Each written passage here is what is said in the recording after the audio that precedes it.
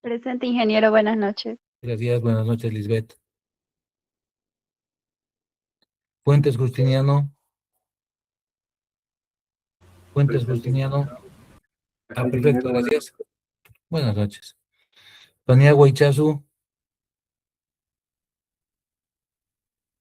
Paniagua Ichazu. Presente, Paniagua. Buenas noches. Gracias, buenas noches.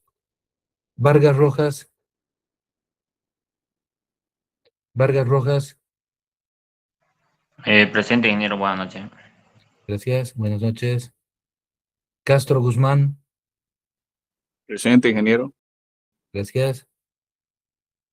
Rodríguez Castro. Presente, ingeniero. Gracias. Castellón Meneses. Gracias. Cejas Claure. Cejas Claure. Claudio Rosales. Presente, ingeniero, buenas noches. Gracias, buenas noches. Coelho de Souza. Coelho de Souza. Colosetti Crespín. Presente, ingeniero. Gracias. Nerubia Urquiola. Nerubia Urquiola. Erwin Bethauser. Erwin Bethauser. Álvarez Espers. Presente, ingeniero. Buenas noches. Gracias, buenas noches. Averanga Tarifa. Averanga Tarifa. Céspedes Solís. Céspedes Solís. Colque Coronado. Presente, ingeniero. Gracias. Pinto Flores. Pinto Flores. Presente, ingeniero. Gracias. Solís Benavides. Buenas noches, ingeniero, presente. Buenas noches, gracias. Dávila Acarapi. Presente. Gracias. Pedraza Álvarez. Presente, ingeniero. Gracias.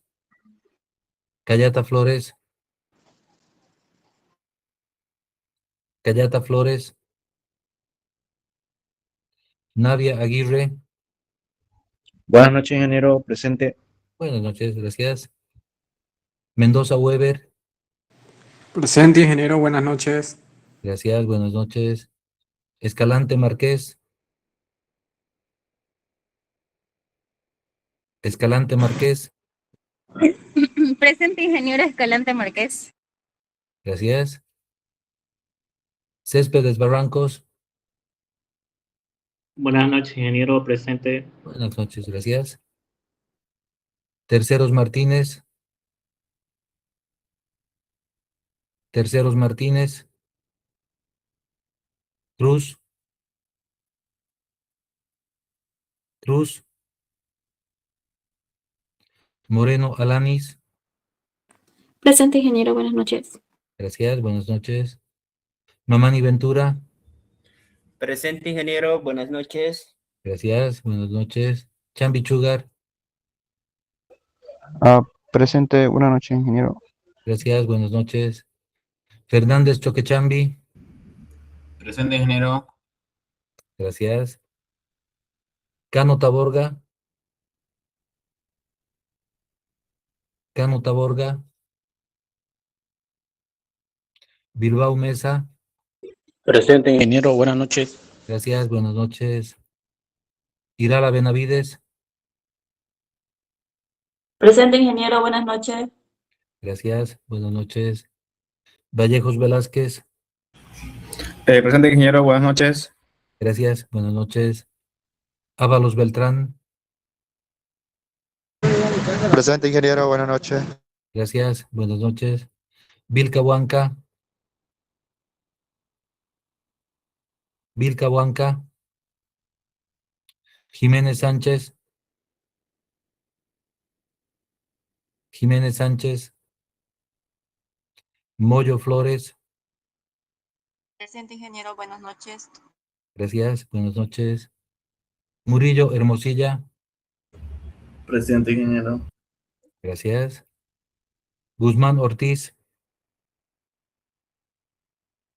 Guzmán Ortiz. Ceballos Barriga. Presente, ingeniero. Buenas noches.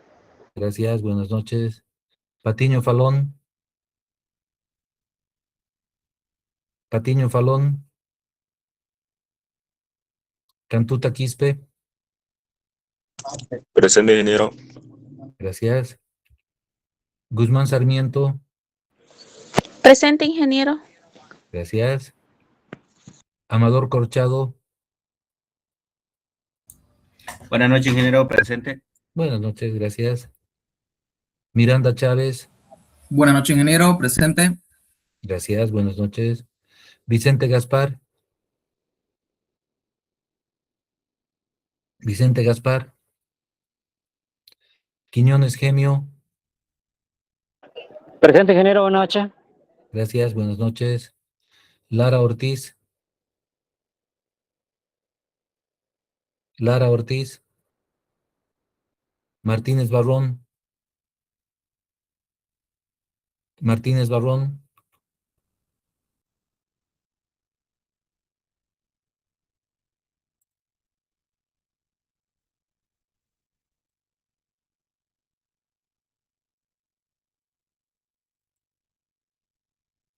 Peña Ferrell.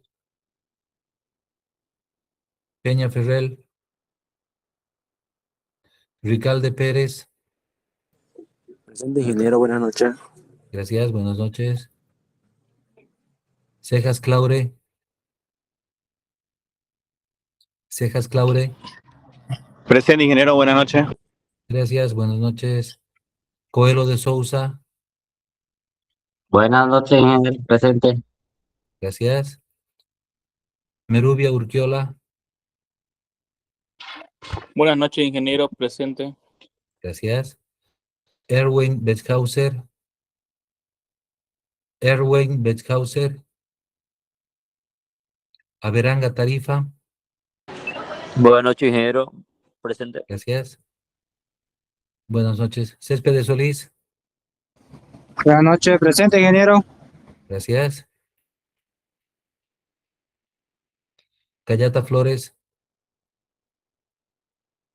Cayata Flores.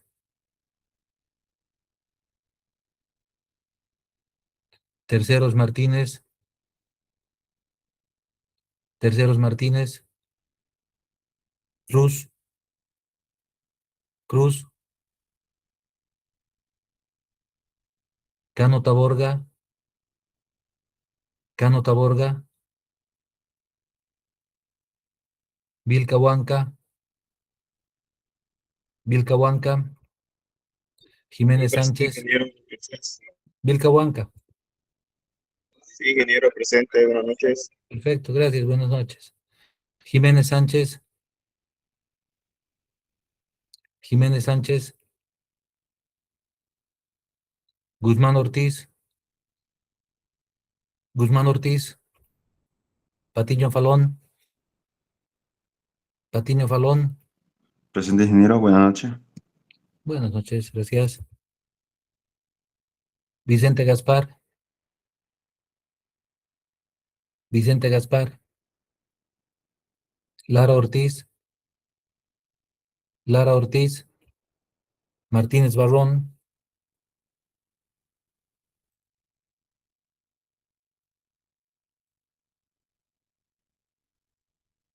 ¿A quiénes no han llamado, por favor?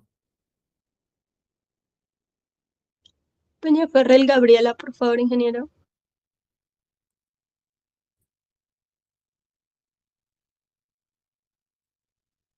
Perfecto, gracias. ¿Quién más? ¿Alguien más que no haya llamado?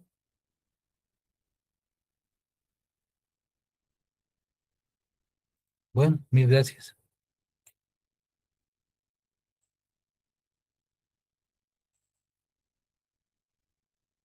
Seguimos entonces.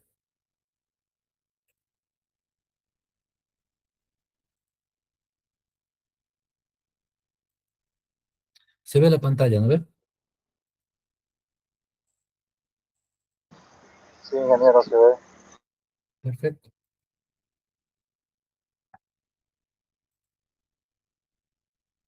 Harto hay.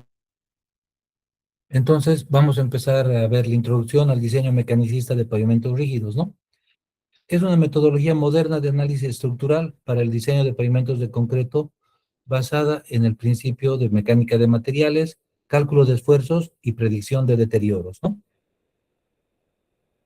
¿Qué es el diseño mecanicista, no? Enfoque moderno. Analiza el comportamiento real de la estructura del pavimento frente a cargas de tránsito y condiciones ambientales, ¿no? Se basa en principios de mecánica de materiales para calcular esfuerzos, deformaciones y daños en la losa de concreto, ¿no? ¿Por qué supera el método empírico? Los métodos empíricos se basan en correlaciones estadísticas de ensayos de pista, ¿no? De la pista del Astor Road Test. El método mecanicista calcula directamente los esfuerzos y las deformaciones, ¿no? Permite predecir el comportamiento ante cualquier combinación de cargas y materiales, ¿no? Ofrece mayor confiabilidad y optimización del espesor. Determinar tensiones y desplazamientos en base a cargas de tráfico, ¿no? Pesos por eje y geometría de los ejes, ¿no? Esto implica conocer el peso por eje y la geometría de los ejes de todos los tipos de vehículos que tenemos, ¿no? Ya se vuelve un espectro de carga, ¿no? Efectos climáticos, ¿no? Alabeo por temperatura y alabeo por humedad, ¿no? Propiedades de la base o de la subyacente, ¿no? Características del diseño, el espesor de la losa, espaciamiento de las juntas, tipo de base, soporte lateral, si es tipo berma, ¿no? Diseño de juntas, la transferencia de cargas y propiedades de los materiales, ¿no? Módulo elástico, coeficiente de Poisson, coeficiente de expansión térmica, ¿no? Objetivo del diseño mecanicista es garantizar que el pavimento soporte el tránsito proyectado durante su vida útil sin presentar fallas estructurales prematuras, ¿no? Mediante el análisis riguroso de las variables que gobiernan su comportamiento, ¿no? Entre estas variables tenemos los esfuerzos, ¿ya? O sigma, ¿no? Fuerzas internas por unidad de área generadas por las cargas del tránsito, ¿no? Deformaciones, cambios dimensionales unitarios de los materiales bajo carga, ¿no? Deflexiones, desplazamientos verticales de la losa bajo la acción de la carga, ¿no? Fatiga y erosión, daño acumulado por repetición de cargas a lo largo de la vida útil, ¿no? Principios fundamentales. Cargas de tráfico, respuesta estructural y daño acumulado, ¿no? Carga de tránsito, las ruedas que transmiten carga al pavimento. Respuesta estructural, flexión, compresión y tracción en la losa, ¿no? La flexión genera compresión en la cara de abajo y tracción en la cara de arriba, ¿no? Daño acumulado, fatiga, fisuración y bombeo con el tiempo, ¿no? El diseño mecanicista integra tres elementos esenciales que al analizarse de forma conjunta permiten predecir con precisión el comportamiento de la estructura del pavimento a lo largo de toda su vida en servicio, ¿no? Cargas de tránsito. Las ruedas de los vehículos transmiten esfuerzos al pavimento a través de la huella de contacto neumático-losa. El diseño debe considerar múltiples variables de carga para representar fielmente el espectro de tránsito real, ¿no? Magnitud de la carga, peso por eje que actúa sobre la superficie del pavimento expresado en kilonewtons o en toneladas, ¿no? Presión de inflado. La presión de inflado determina el área de contacto del neumático y la distribución de presiones sobre la losa. ¿Bien? Configuración de los ejes, si son ejes simples, si son ejes tándem, si son ejes tridem. Cada configuración produce una distribución de esfuerzos diferente, ¿no? Y el número de repeticiones, la cantidad de pasadas acumulada, el daño por fatiga en las losas a lo largo de la vida del diseño, ¿no? Configuración de ejes vehiculares. Eje simple, de 80 a 130 kilonewtons, ¿no? Según la ley boliviana, el eje simple, el direccional, es de 7 toneladas y el eje simple tándem es de 11 toneladas, ¿no? El eje tándem, ¿no? Que es el de 4 llantas según la norma boliviana, es para 10 toneladas y el de 8 llantas es para 18 toneladas, ¿ya? Y el eje tridem, hasta 300 kilonewton en total, ¿no? La norma boliviana no tiene ya la configuración de tridem simple, pero sí para el tridem te da hasta 25 toneladas, ¿no? Cada configuración produce un patrón de esfuerzos diferentes sobre la losa.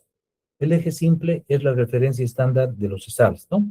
Mientras que los ejes tándem y tridem distribuyen la carga en una mayor área, reduciendo los esfuerzos unitarios, pero incrementando la complejidad del análisis, ¿no?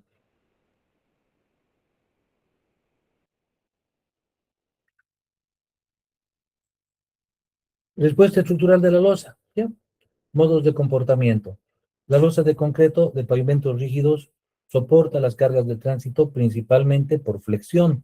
Gracias a su alto módulo de elasticidad, distribuye el peso de los vehículos sobre un área amplia, ¿no? Flexión. La losa se dobla bajo la carga, generando tensión en la fibra inferior y compresión en la superior, ¿no? Compresión. El concreto tiene excelente resistencia a la compresión. Y tracción es el esfuerzo más crítico, ya que el concreto tiene baja resistencia a la tensión, solamente entre el 10 y el 15% de su resistencia a compresión, ¿no? La tracción en la fibra inferior de la losa es la principal causa de fisuración por fatiga en los pavimentos rígidos, ¿no? Hemos querido esquematizar cómo se produce la distribución de cargas, ¿no? El concepto es mecánico empírico. Pasa de tensiones a deterioro, ¿ya? A través de funciones de transferencia, ¿ya? Esto es importante, ¿no?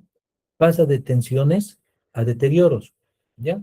Con las ecuaciones de Miner, que las vamos a ver, que las hemos tocado hace un rato, podemos, bueno, tiene las ecuaciones las funciones de transferencia, ¿no? Pero tiene entradas de clima, ¿no? Habíamos dicho, ¿no? El clima, han hecho las funciones de transferencia en función a los climas de Estados Unidos, ¿no? Propiedades de los materiales. Bueno, este ICM es un modelo de clima mejorado, ¿no? Propiedades de los materiales, ¿ya? También es lo que decíamos, ¿no? Han hecho las funciones de transferencia en función a materiales, a las propiedades de los materiales en Estados Unidos, ¿no? Tráfico. Han hecho las funciones de transferencia en base al tráfico en Estados Unidos, ¿no? Entonces, todo esto se mete a un motor de análisis, ¿no ve? Que en nuestro caso va a ser el ISLAB, ¿no? Y este motor de análisis, a través de las funciones de transferencia, predice el desempeño, ¿no? O sea, determina el deterioro, ¿no? Eso es importante, ¿no? El problema que tenemos en Bolivia es que, por ejemplo, la climatología no la tenemos bien desarrollada, ¿no? El tráfico tampoco, ¿no? Solamente se cuentan las vías principales, ¿no? Entonces, aquí tendríamos, o sea, la idea es calibrar el modelo mediante la realidad de nuestro clima, la realidad de nuestro tráfico y la realidad de nuestros materiales, ¿no? Adaptar las ecuaciones de transferencia a nuestra realidad. Y eso es lo que, por nuestra falta de datos, generalmente no se puede hacer. Y en muchas partes del mundo, principalmente a nuestro alrededor, tampoco se ha podido hacer. Por eso es que todavía se sigue diseñando con el método del ISO 93 y sí se hace una verificación con el método mecanicista, ¿no?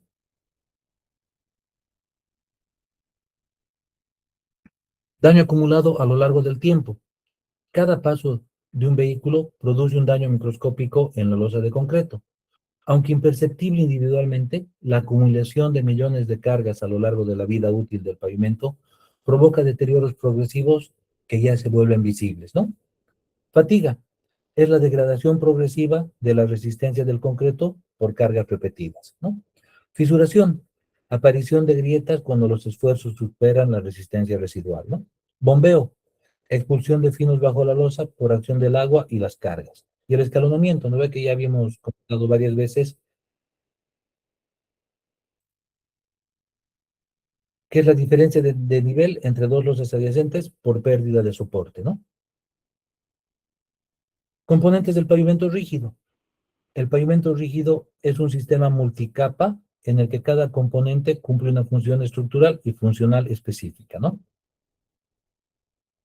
El correcto diseño de cada capa es determinante para el desempeño global del pavimento durante toda su vida útil, ¿no?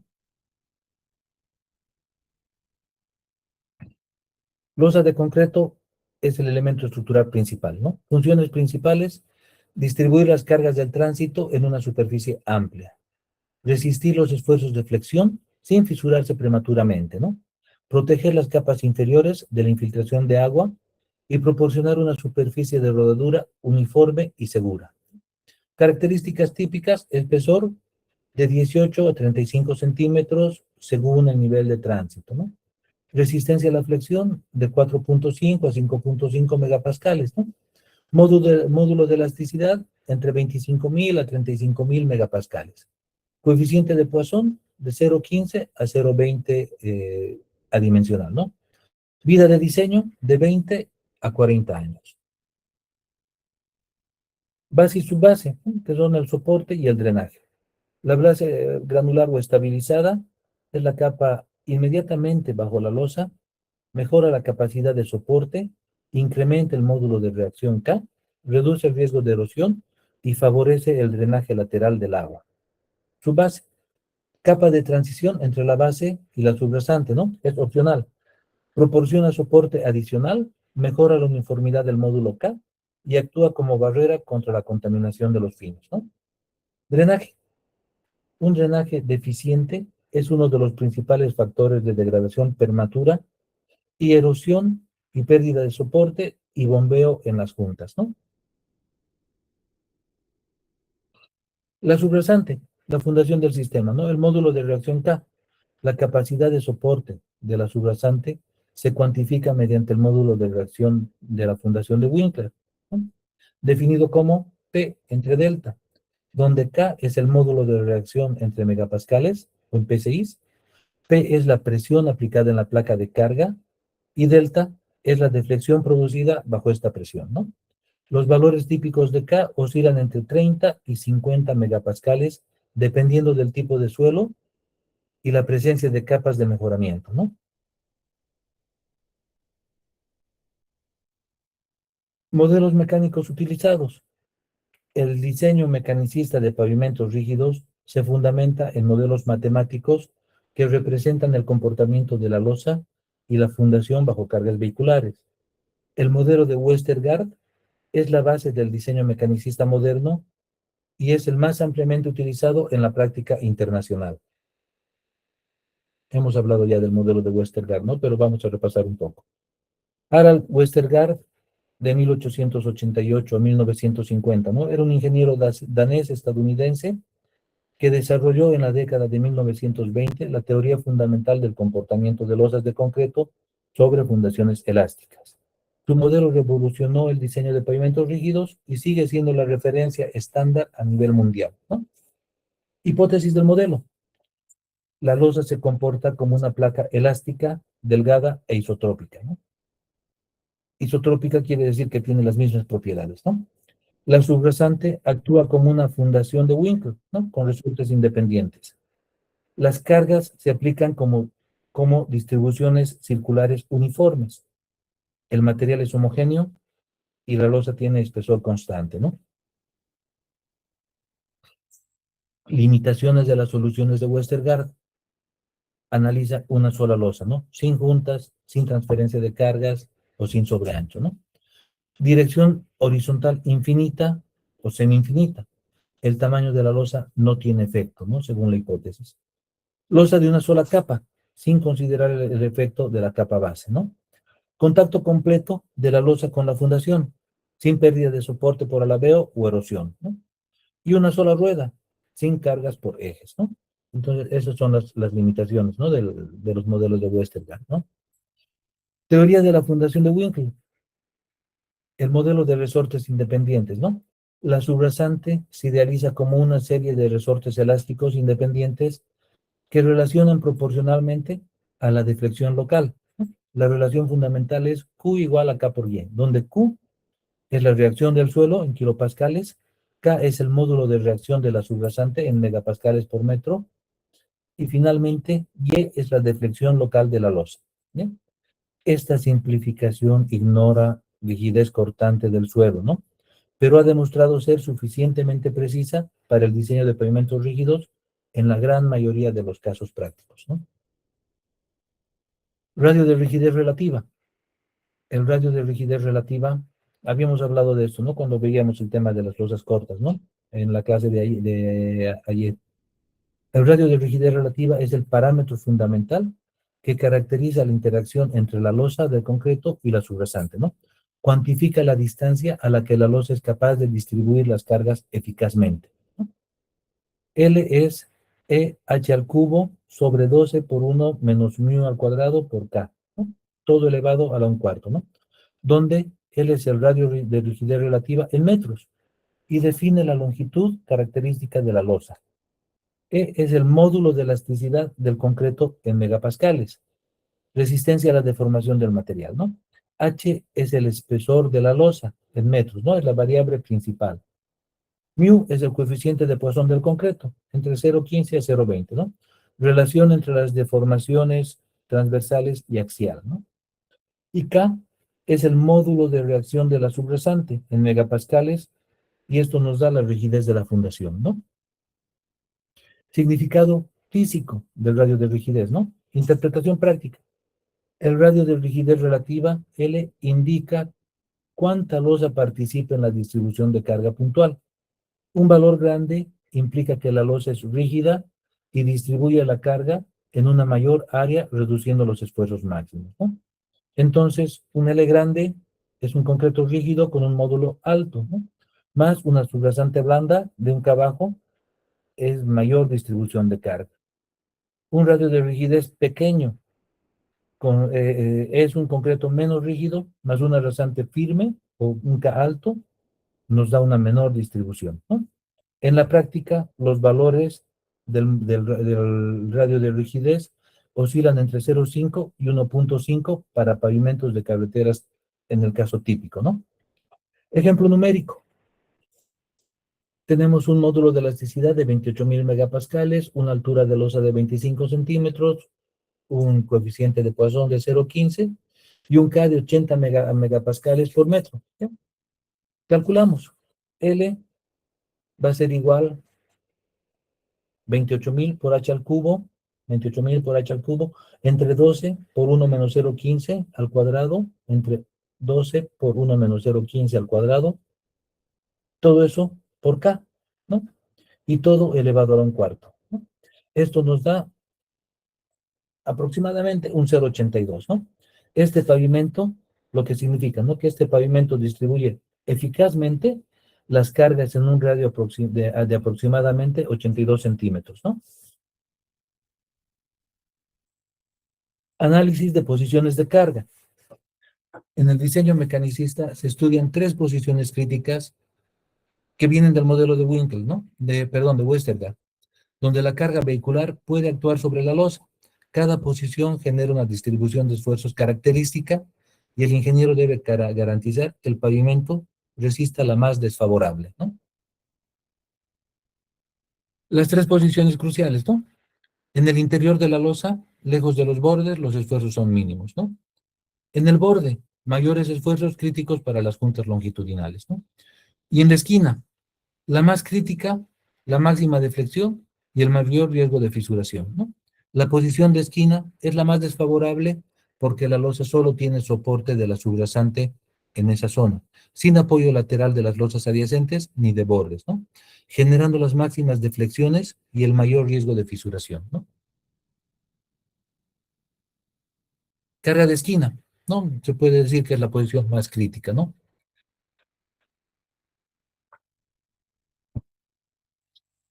La aplicación de una carga vehicular en la esquina de una losa de concreto es mecánicamente la situación más crítica. En esta posición, la losa carece de continuidad de soporte en dos lados, ¿no? Vale decir las juntas, ¿no? Lo que resulta en una menor capacidad de distribución de la carga a la fundación, ¿no? Esto conduce a las mayores deflexiones y los esfuerzos de tracción más elevados, ¿no? En la superficie superior de la losa, cerca de la esquina. Estos esfuerzos son un factor determinante en la fatiga del concreto y en la vida útil del pavimento, ¿no? Máximos esfuerzos de tracción en la superficie superior, mayor potencial de fisuración por fatiga, influye directamente en el espesor requerido de la losa.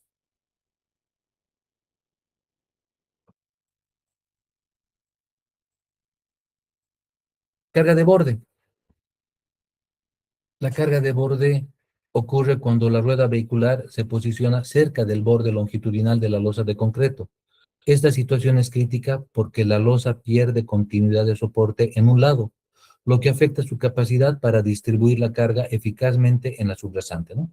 Aunque los esfuerzos inducidos son generalmente menores que los de la carga de esquina, la carga de borde aún produce los esfuerzos de tracción significativos en la parte inferior de la losa, ¿no? Paralelos al borde. Estos esfuerzos son clave para la evaluación de la fatiga del concreto y la prevención de fisuras longitudinales a lo largo de la vida útil del pavimento, ¿no? Genera altos esfuerzos de tracción en la cara inferior de la losa. Potencial de fisuración longitudinal, especialmente en ausencia de hombros. Los hombros son las bermas, ¿no? De pavimento o juntas laterales con baja eficiencia de transferencia de carga, ¿no? Consideración importante para el diseño del espesor y el control de agrietamiento en el cuerpo mismo de la losa, ¿no? La carga interior.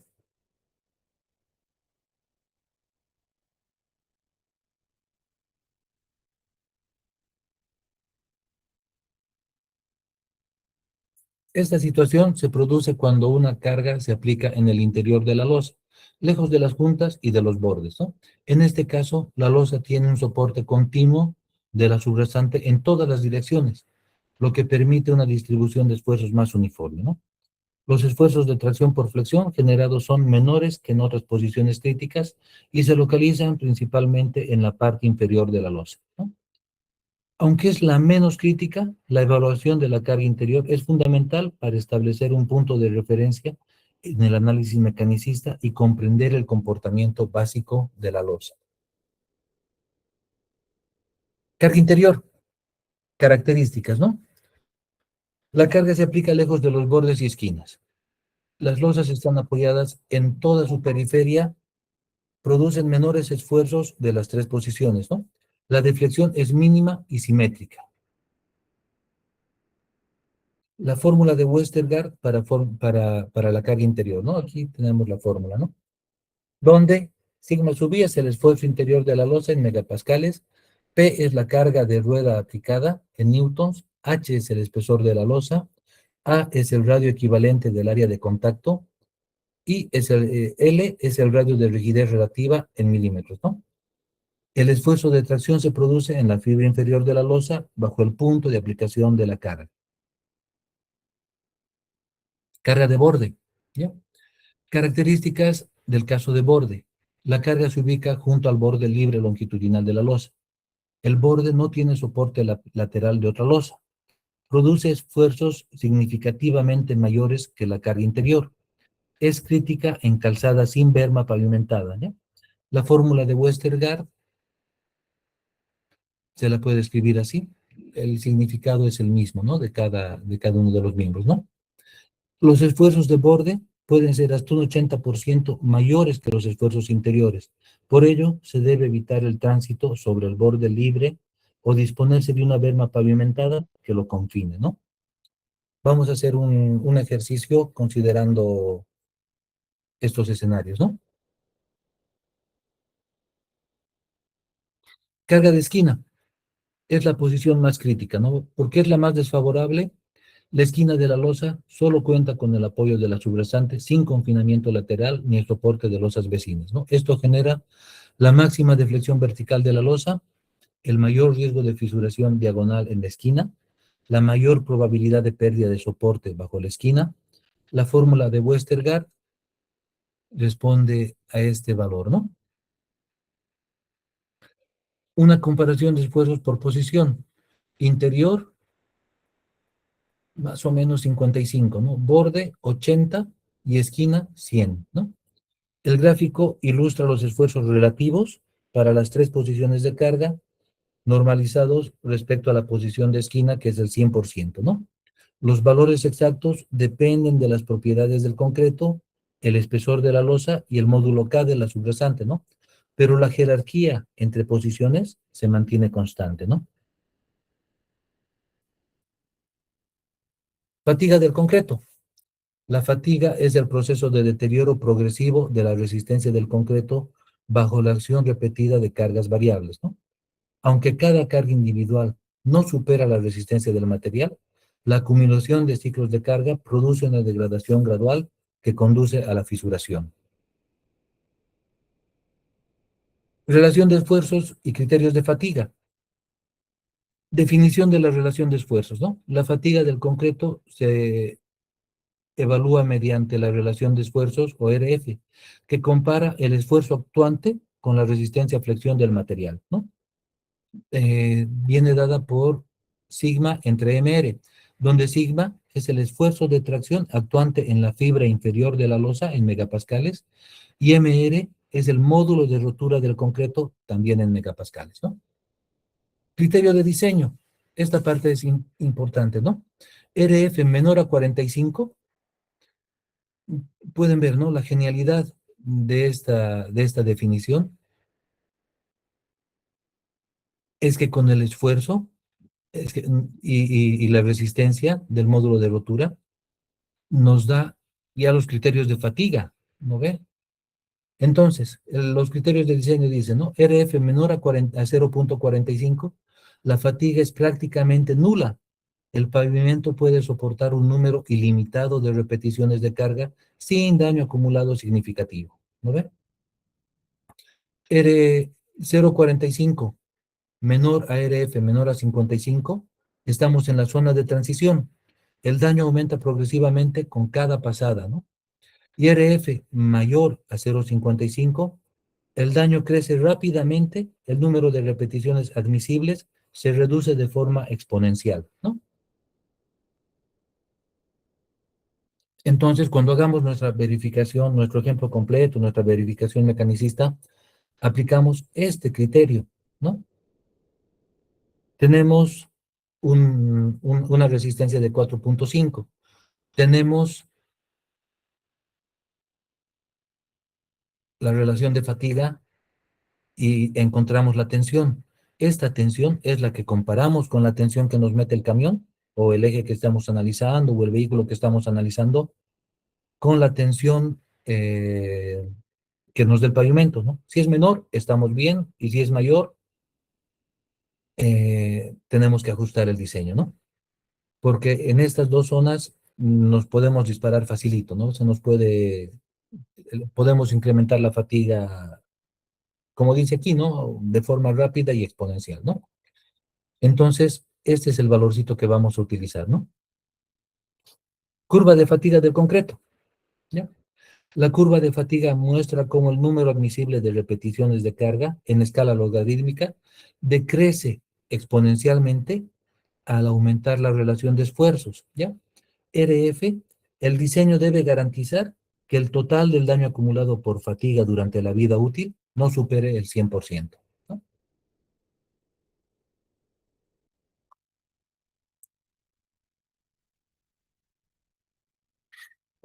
Daño acumulado por fatiga, ¿no? La ley de Miner. Principio de superposición. El daño total se calcula sumando el daño producido por cada grupo de carga. El criterio de falla se alcanza cuando la suma del daño acumulado es igual a 1 o al 100% del consumo de vida a fatiga, ¿no? Entonces, D de fatiga es la sumatoria de NI entre NI, ¿no? Y tiene que ser menor o igual a 1. NI es las repeticiones actuantes del grupo de carga, ¿no? Del grupo de carga I, de cada grupo de carga. Y NI Son las repeticiones admisibles para este grupo según la curva de fatiga, ¿no? Ejemplo, si tuviéramos un eje simple de 80 kilonewtons, nuestra relación de fatiga va a ser 0,48, el N actuante va a ser 1.500.000 y el N admisible son 10 millones, ¿no? El daño va a ser 0,15. Eje tándem, ¿ya? Tenemos una relación de fatiga de 0,52, el número de ejes actuantes es 500.000 y el número admisible es 2 millones, ¿no? Tenemos un daño de 0,25. Eje simple de 110 kilonewtons, ¿no? La relación de fatiga es 0,57, el N actuante son 200.000 y el N admisible son 400.000, ¿no? La suma total nos da 0,9, ¿no? El daño total, 0,9, es menor que 1, por lo que el espesor de la losa propuesto es aceptable para fatiga, ¿no? Análisis de erosión. La erosión es el segundo modo de falla más importante en pavimentos rígidos. Ocurre cuando el agua infiltrada bajo la losa acelerada por las cargas vehiculares, remueve partículas finas, ¿no? Es lo que habíamos visto, el bombeo, ¿no? De la base o de la subrasante, formando vacíos y generando pérdida de soporte, ¿no? Mecanismos y factores de la erosión. Tránsito pesado. Las cargas elevadas y repetidas generan impulsos de presión hidráulica en el agua atrapada bajo la losa, ¿no? Erosionando la base progresivamente en cada ciclo de carga. Bases no estabilizadas. Los materiales granulares sin tratamiento son susceptibles al transporte de pinos por el agua. Las bases estabilizadas con cemento o asfalto son mucho más resistentes a la erosión, ¿no? Drenaje deficiente. La acumulación de agua libre bajo las losas, ya sea por infiltración superficial o por nivel freático elevado, lo que nos preguntaban el otro día, potencia el efecto erosivo de las cargas vehiculares, ¿no? Transferencia de carga deficiente. Cuando las juntas no transfieren carga eficientemente, las deflexiones diferenciales entre losas adyacentes son mayores, como habíamos visto en el ejemplo, ¿no? Incrementando el bombeo y la erosión de los bordes de las juntas, ¿no? Consecuencias de la erosión. Infiltración nos lleva a la erosión y la erosión al colapso, ¿no? La progresión del daño por erosión sigue un patrón característico. El agua infiltrada erosiona la base, los vacíos formados reducen el soporte, las deflexiones aumentan, el bombeo se hace visible en las juntas y finalmente la losa pierde soporte total, requiriendo una intervención costosa, ¿no? Porque tenemos que reparar desde la base. Transferencia de carga en juntas. La transferencia de carga es la capacidad de una losa de transmitir parte de la carga vehicular a la losa adyacente a través de la junta.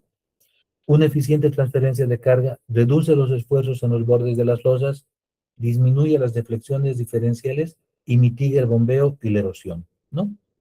Habíamos visto en el ejemplo del otro día que se disminuyen casi a la mitad, ¿no? Esta disminución de deflexiones mitiga el bombeo y la erosión, ¿no? Dispositivos de transferencia de carga. Los pasadores o dowels, ¿no? Los pasadores, como habíamos visto, son barras de acero liso de sección circular instaladas en el plano neutro de la losa, en su mitad, ¿no?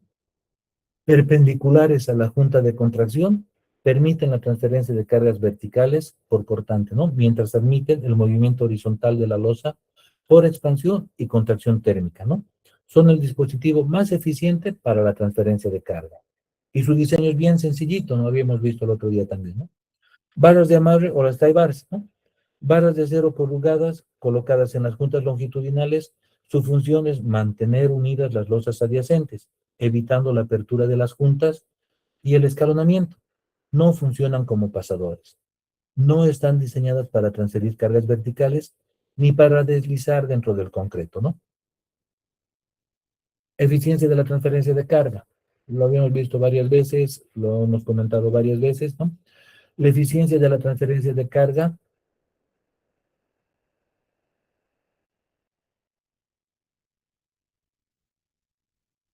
LT por sus siglas en inglés, se define como el delta cargado sobre el delta descargado, ¿no?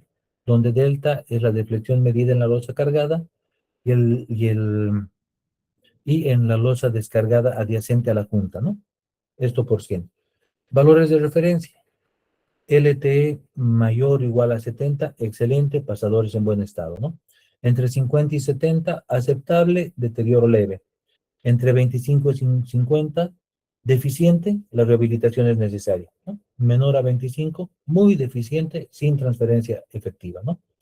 Un LTE inferior a 50 indica que las juntas no están transfiriendo carga eficientemente y el pavimento está en riesgo de deterioro acelerado, ¿no?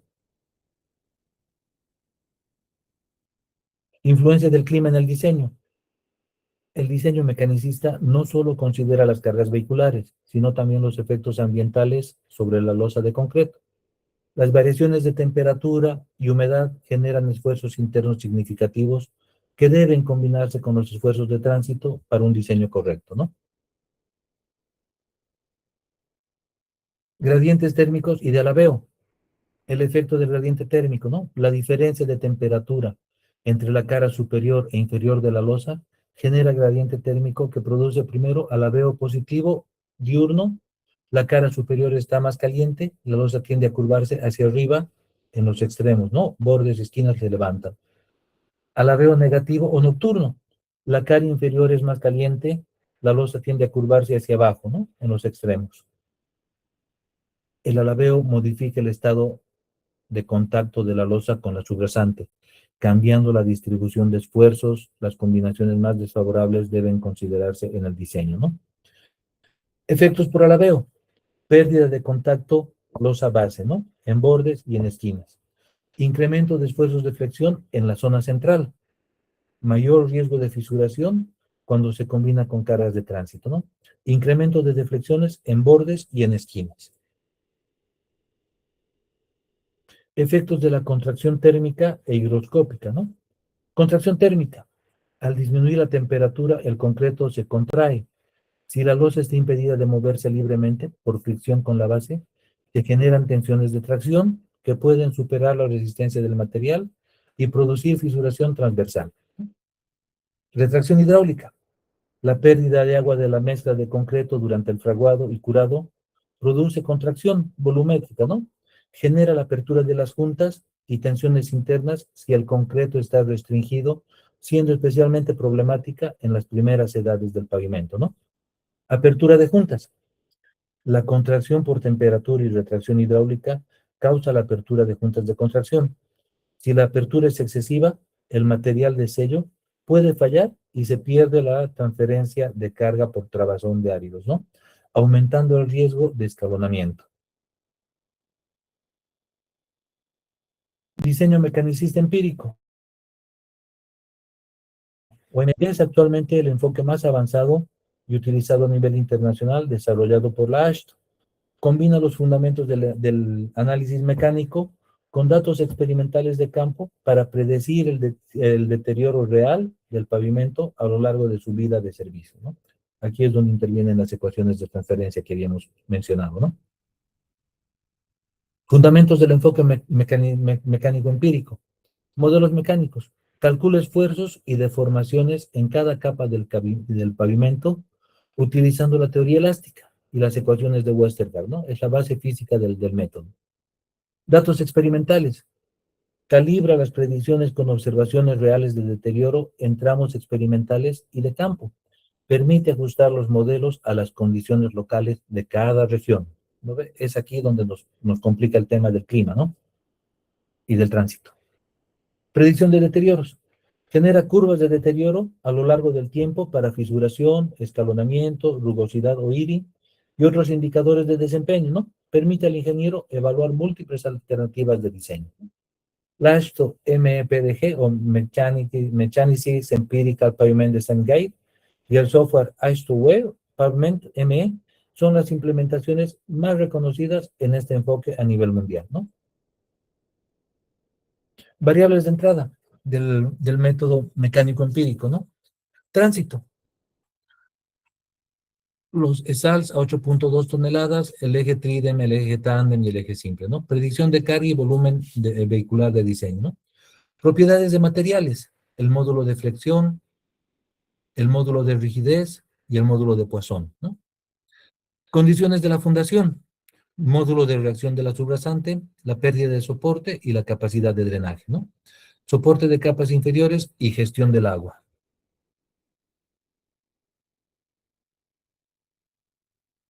Factores ambientales, ¿no? La temperatura, humedad y la precipitación, ¿no? El clima regional y las condiciones locales.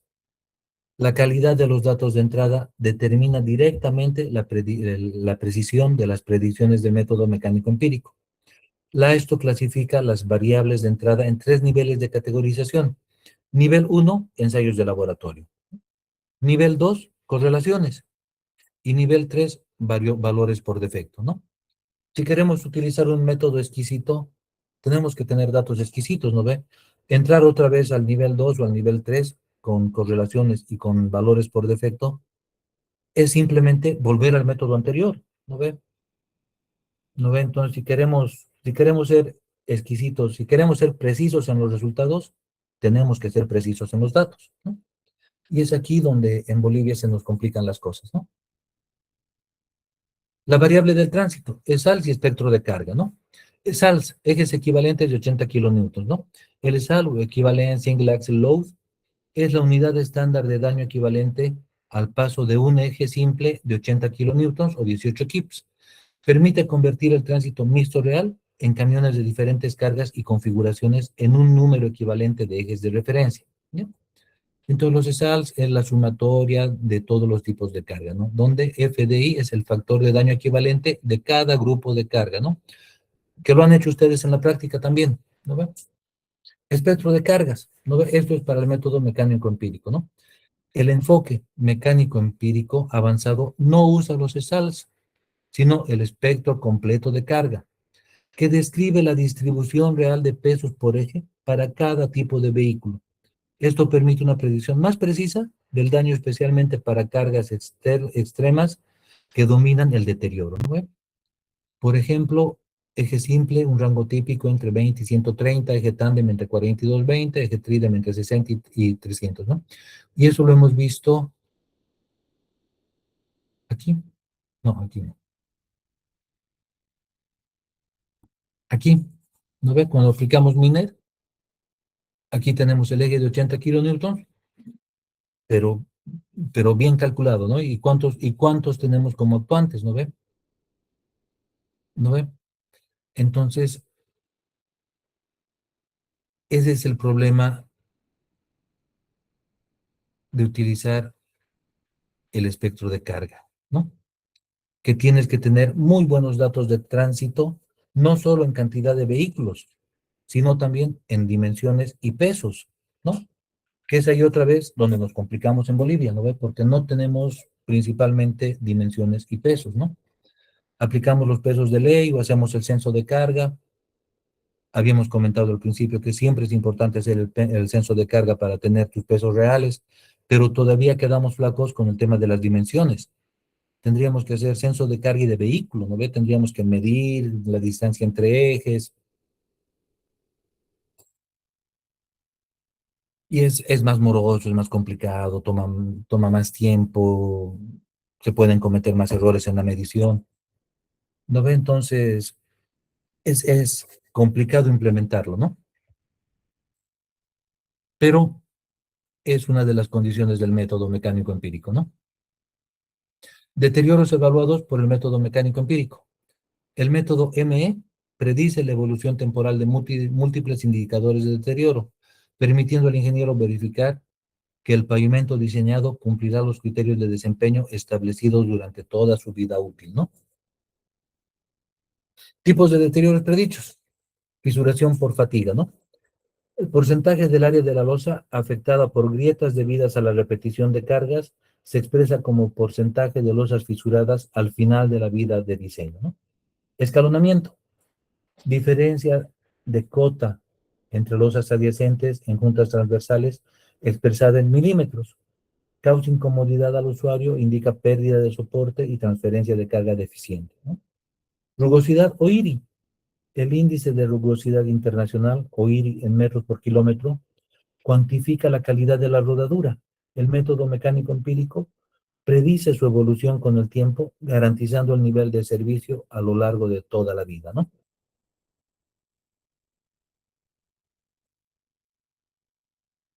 Fallas de esquina y pérdida de soporte. La fisuración diagonal en las esquinas de las losas y la pérdida de contacto con la base, ambas asociadas a cargas de esquina y deficiencias en el drenaje y en la transferencia de carga. Evolución del IRI a lo largo de la vida útil, ¿no? Diseño insuficiente y diseño bien dimensionado, ¿no? Este es un diseño insuficiente y este es un diseño bien dimensionado, ¿no? Un diseño bien dimensionado mantiene el IRI dentro de los límites de servicio durante toda la vida útil. Un diseño ineficiente supera el umbral de servicio y era mayor a 2.5 metros por kilómetro a los 15 años, requiriendo una intervención prematura y costosa, ¿no? Ventajas del diseño mecanicista. El diseño mecanicista presenta una base fundamental respecto a los métodos empíricos tradicionales, ofreciendo mayor precisión, flexibilidad y confiabilidad en el diseño de pavimentos rígidos para cualquier condición de tránsito, clima y materiales, ¿no? Beneficios claves del método mecanicista. Representa el comportamiento real. Calcula esfuerzos y deformaciones reales en las estructuras sin depender de correlaciones empíricas limitadas a condiciones específicas, ¿no? Considera materiales modernos. Permite incorporar concretos de alto desempeño, bases estabilizadas y otros materiales no contemplados en los métodos empíricos tradicionales, ¿no? Evalúa diferentes configuraciones de eje. Analiza el daño real de cada tipo de vehículo y eje sin necesidad de convertir todo el tránsito a un único eje equivalente, ¿no? Optimiza espesores. Permite identificar el espesor mínimo que cumplen con todos los criterios de desempeño, reduciendo costos sin sacrificar la calidad ni la vida útil, ¿no? Analiza efectos climáticos. Incorpora gradientes térmicos, variaciones estacionales y efectos de la humedad que los métodos empíricos simplifican o ignoran, ¿no? Mejora la confiabilidad. Permite realizar análisis probabilísticos que cuantifican la incertidumbre del diseño y garantizan un nivel de confiabilidad explícito, ¿no?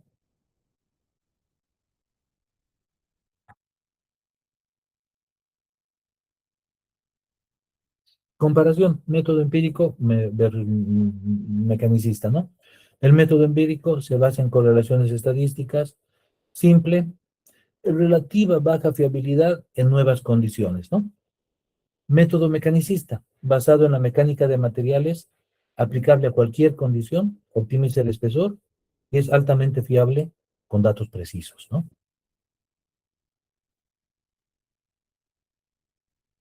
Procedimiento general de diseño mecanicista, ¿no? El diseño mecanicista sigue un proceso iterativo estructurado en 10 pasos que va desde la caracterización del tránsito y los materiales hasta la verificación final del espesor de la losa propuesto. A continuación se describe cada paso del procedimiento, ¿no? Pasos del 1 al 4, los datos de entrada, ¿no? Determinar el tránsito. Realizar los estudios de tránsito para obtener el volumen, la composición y el espectro de carga por eje, ¿no? Proyectar el tránsito durante la vida útil considerando la tasa de crecimiento anual, ¿no? Aquí es lo mismo que habíamos visto antes, ¿no? Caracterización del concreto. Determinar mediante ensayos de laboratorio el módulo de rotura, el módulo de elasticidad y el coeficiente de Poisson del concreto a utilizar, ¿no? Determinar el módulo K efectivo. Realizar ensayos de placa de carga o correlaciones con ensayos CBR o DMT para determinar el módulo de reacción compuesto de la subrasante y de las capas de la base y de la subbase, ¿no? Definir la base y la subbase. Seleccionar el tipo y espesor de las capas de base y subbase en función del tránsito, el drenaje y la resistencia a la erosión requerida, ¿no? Evaluar alternativas estabilizadas, ¿no?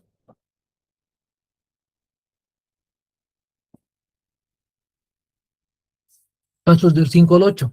¿No?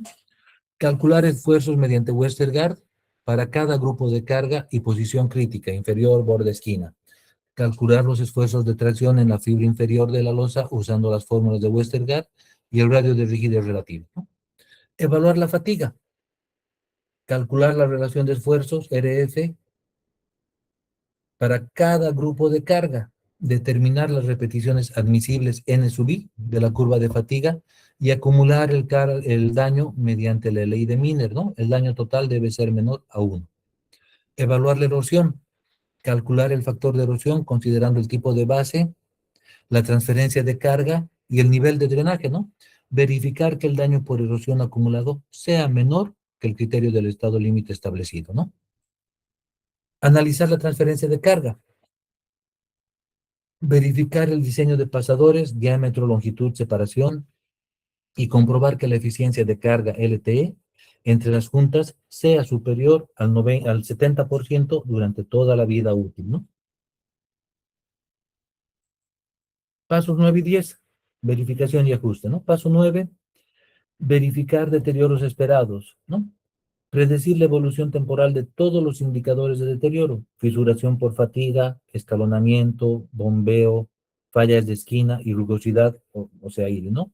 Verificar que ningún indicador supere el criterio de desempeño establecido antes del final de la vida de desempeño, ¿no? Paso 10, ajustar el espesor de la losa. Si algún criterio de desempeño no se cumple, incrementar el espesor de la losa en incrementos de 10 a 20 milímetros, ¿no? Y repetir el proceso de análisis desde el paso 5.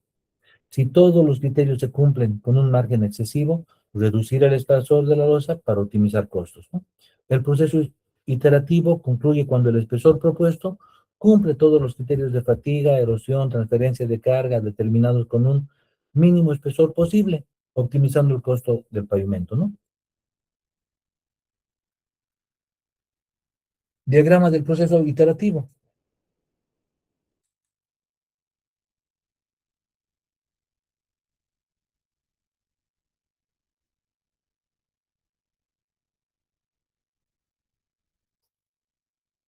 Proponer espesor inicial, verificar criterios de desempeño, ajustar el espesor, calcular esfuerzos y daño y repetir, ¿no? Todo en ciclo. La naturaleza iterativa del diseño mecanicista es una de sus fortalezas. Permite al ingeniero explorar eficientemente el espacio de soluciones y encontrar el espesor óptimo que cumple todos los criterios de desempeño con el menor costo posible, ¿no? Considerando las restricciones de materiales disponibles y las condiciones del proyecto. Parámetros típicos del diseño. Los valores típicos de los parámetros de diseño sirven como referencia inicial en la práctica profesional. Sin embargo, siempre deben determinarse mediante ensayos de laboratorio y de campo específicos para cada proyecto, dado que la variabilidad de los materiales y las condiciones locales pueden ser significativamente diferentes, ¿no? Tabla de parámetros típicos. Parámetros, resistencia a la flexión, valor típico de 4,5 a 5,5, ¿no? Unidades megapascales, determinado a los 28 días en viga simplemente apoyada. Módulo de elasticidad, de 25,000 a 35,000 megapascales, ¿no? Correlacionado con la resistencia a compresión, ¿no? Aunque el módulo de elasticidad lo podemos obtener también de la rotura de probetas, ¿no? Coeficiente de Poisson, de 0,20 a 0,15, ¿no? Ese dimensional, valor típico del proyecto, 0,15. Módulo de reacción, de 30 a 150 en megapascales, ¿no? Varía según el tipo de suelo y de la base. Espesor de la losa, de 180 a 350 milímetros, ¿no? Depende del nivel de tránsito y de la subrasante. Vida de diseño, de 20 a 40 años, ¿no? Carreteras de 20 a 25 años, aeropuerto de 25 a 40 años, ¿no? Rangos del módulo K según el tipo de suelo. Tipo de suelo, K mínimo y K máximo, ¿no? Mínimo 20, arcilla blanda de 20 a 40. Arcilla media de 40 a 60. Arcilla dura o limo de 60 a 80. Arena fina de 50 a 100. Arena gruesa o grava de 80 a 150, ¿no? En megapascales por metro, ¿no? Roca o suelo muy rígido de 150 a 300, ¿no? El módulo de reacción K es uno de los parámetros más influyentes en el diseño mecanicista. Su determinación precisa mediante el ensayo de placa de carga permite optimizar el espesor de la losa y reducir el costo del pavimento, ¿no? Las bases estabilizadas incrementan significativamente el K compuesto. Hemos visto, tenemos la formulita programada.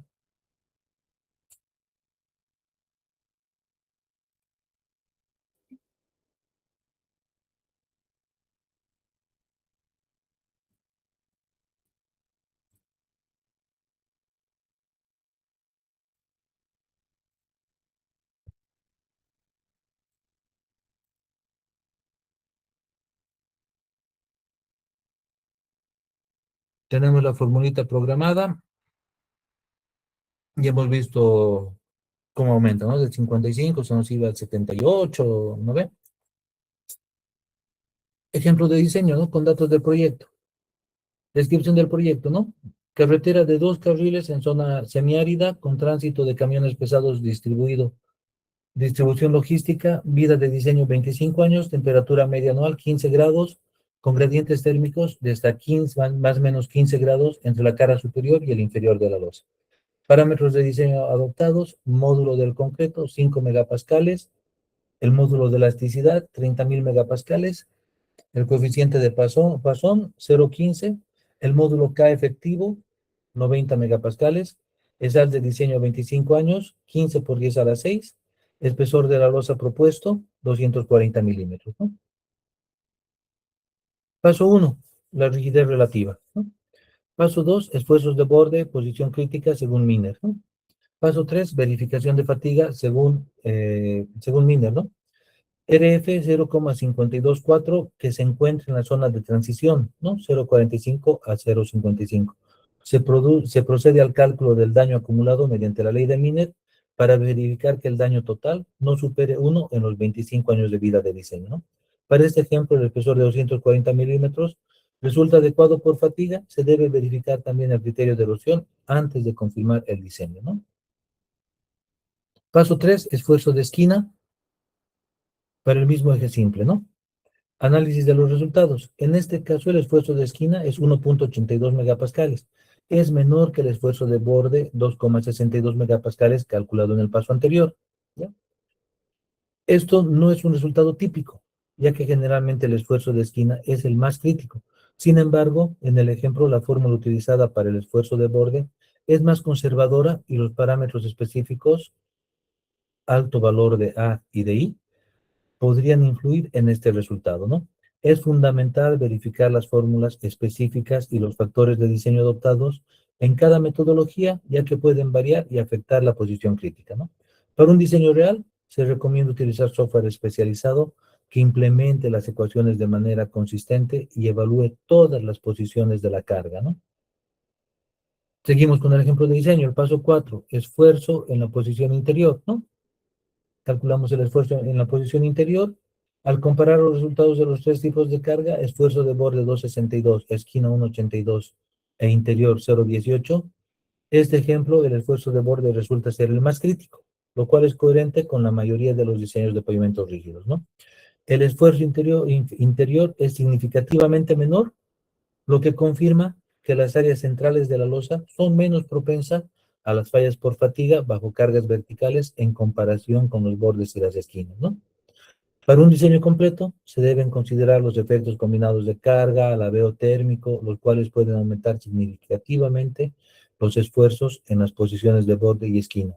Sin embargo, siempre es válido el criterio de superposición, ¿no ve? Cálculo del radio de equivalencia de carga, o A, ¿no ve? El radio de equivalencia de carga está en las fórmulas, ¿no ve? Está en las fórmulas, aquí está A. Aquí está A.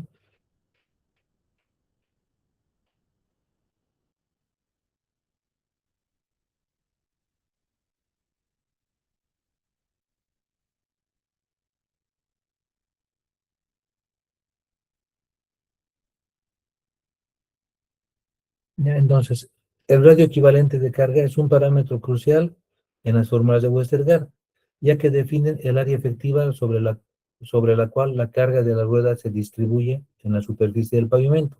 es fundamental para determinar los esfuerzos de tracción en las losas de concreto.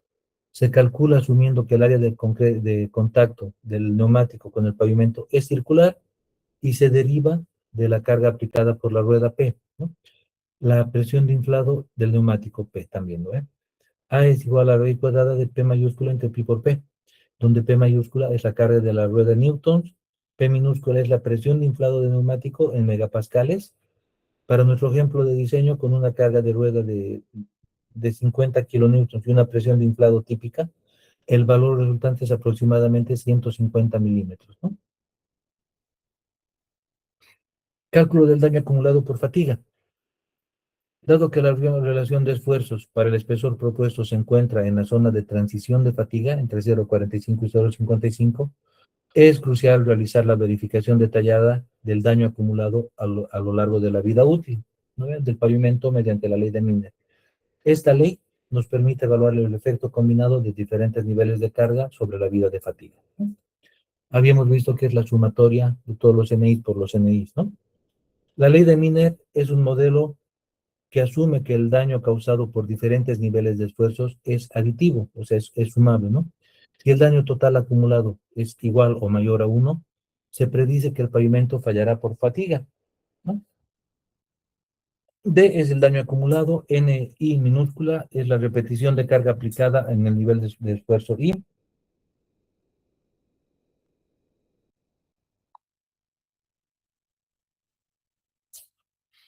N mayúscula I es el número de repeticiones de carga del pavimento, puede soportar hasta la falla del nivel en el esfuerzo I obtenido de la curva de fatiga, y K es el número de niveles de esfuerzo diferentes, ¿no? Ejemplo simplificado de cálculo, ¿no? Supongamos que el pavimento experimenta 2 niveles de esfuerzo significativos durante su vida útil de 25 años, basados en un espectro de carga típico, ¿no? Nivel 1, RF igual a 0,524, cálculo del borde, ¿no? Se espera que ocurran 8 millones de repeticiones de la curva de fatiga N1 igual a 20 millones de repeticiones. Nivel 2, RF igual a 0,45, esfuerzos menores, ¿no? Se esperan 7 millones de repeticiones de la curva de fatiga N2 igual a 50 millones de repeticiones, ¿no? Entonces, aquí tenemos que D va a ser 0,54, ¿no? El daño acumulado es 0,54, es menor que 1, lo que indica que el espesor de la losa de 240 milímetros es adecuado desde la perspectiva de fatiga para el espectro de cargas considerado, ¿no? Cálculo del radio equivalente de carga. No, esto ya hemos hecho, ¿no? Software y herramientas de diseño mecanicista, ¿no? El AASHTO Wear Pavement ME es la implementación oficial de la guía MPDG de la AASHTO, es la herramienta de referencia en Estados Unidos y referenciada internacionalmente para el diseño mecanicista empírico de pavimentos flexibles, ¿no? Programas de elementos finitos. El Abacus, el ANSYS y el EverFE permiten modelar las losas de concreto con mayor precisión, considerando la geometría real de puntas, pasadores y condiciones de contacto no lineales con la base, ¿no? Hojas de cálculo mecanicista. Para proyectos menores o verificaciones rápidas, las fórmulas de Westergaard pueden implementarse en hojas de cálculo que automatizan el proceso iterativo de diseño y la verificación de fatiga por erosión, ¿no? Aplicaciones del diseño mecanicista. Carreteras y autopistas, ¿no? Diseño de pavimentos rígidos para vías con tránsito pesado, considerando el espectro completo de cargas y la variabilidad climática regional, ¿no? Puertos y zonas industriales, áreas de maniobra de máquina pesada y contenedores donde las cargas estáticas y de impacto requieren un análisis mecanicista detallado, ¿no? Aeropuertos. Las grandes cargas de las aeronaves de hasta 40 toneladas exigen el método mecanicista para dimensionar con precisión las losas de gran espesor de las pistas y de las plataformas, ¿no? Rehabilitación de pavimentos. El método permite evaluar el estado estructural del pavimento existente y dimensionar las capas de refuerzo necesarias para restaurar la capacidad estructural, ¿no? Tendencias, desarrollos y desarrollos recientes, ¿no? La integración con SIG y el Big Data. Los sistemas de información geográfica y los sensores embebidos en las calzadas permiten monitorizar en tiempo real el estado del pavimento y actualizar las predicciones de deterioro del modelo mecánico empírico, ¿no? Concretos de alto desempeño. Los concretos con fibras metálicas, poliméricas o de vidrio, o concretos de ultra alta resistencia, requieren modelos mecanicistas actualizados para aprovechar plenamente sus ventajas, ¿no? Cambio climático. Las proyecciones de aumento de la temperatura y de eventos extremos de precipitación están siendo incorporadas en los modelos mecánicos empíricos para diseñar pavimentos más resilientes ante un clima cambiante, ¿no? Conclusiones y puntos clave, ¿no? 1. El diseño mecanicista es la metodología estándar moderna, ¿no? Supera los métodos empíricos en precisión, flexibilidad y aplicabilidad a nuevos materiales y a condiciones climáticas, ¿no? 2. Las fórmulas de Westergaard y el radio de rigidez relativa son la base. El radio de rigidez relativa y los esfuerzos calculados en las 3 posiciones críticas son los pilares del análisis de la estructura de la losa, ¿no? 3. Fatiga y erosión, ¿no? Son los 2 criterios de falla principales. El diseño debe verificar ambos criterios simultáneamente. La ley de Miner cuantifica el daño acumulado a lo largo de la vida útil, ¿no? Enfoque cuarto. El enfoque mecánico empírico integra mecánica y calibración empírica. La AASHTO MEPDG es la referencia internacional que combina modelos mecánicos con datos experimentales para predecir los deterioros reales, ¿no? No sé si tuvieran alguna pregunta.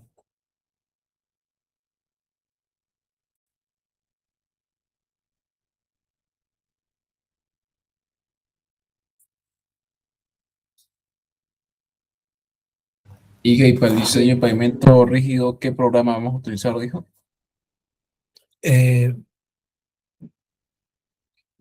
Vamos a hacer, les había dicho, ¿no ve? Vamos a hacer como lo que se hace actualmente en Bolivia, ¿no ve? Vamos a utilizar el MATCAD para calcular el espesor, para el diseño, ¿no? En base a los ejes equivalentes, a la metodología conocida, y vamos a hacer las verificaciones con el ISLAP, ¿no? El ISLAP es el que hemos utilizado el otro día para verificar las deflexiones de las losas, ¿no? Entonces, prácticamente ese sería el programa que vamos a utilizar, ¿no? Podemos ver también el DIPAP 3.0, pero es para el diseño de espesores en base al ASTO 93, ¿ya? Con eso podemos verificar las planillas de MATCAD y la verificación mecanicista la vamos a hacer con el ISLAP. ¿Alguna otra consulta? Ingeniero, buenas noches. Una Sí, consulta. buenas noches. Mande. ¿No podría subir, disculpe, o hasta cuándo los videos hasta el tema 3? Es para ir haciendo el programa. No lo pude hacer la anterior clase que estábamos porque Ya. no dio mi computadora, así que quería seguir paso a paso. Sí, he tenido unos días bien complicaditos. El fin de semana los voy a subir. Está bien. El sábado los voy a subir. Ya voy a tener un cacho de tiempo, espero, ¿no? Perfecto, ingeniero. Muchas gracias. No te preocupes. No sé si tienen algo más.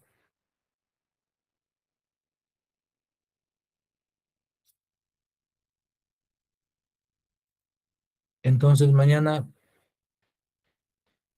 nos estaríamos viendo a la misma hora.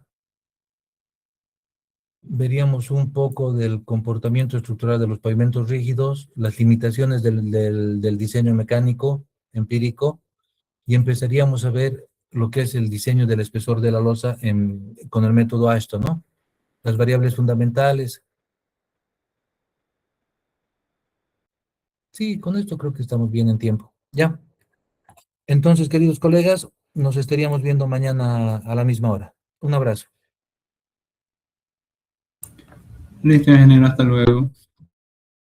Gracias, ingeniero. Buenas noches. Gracias.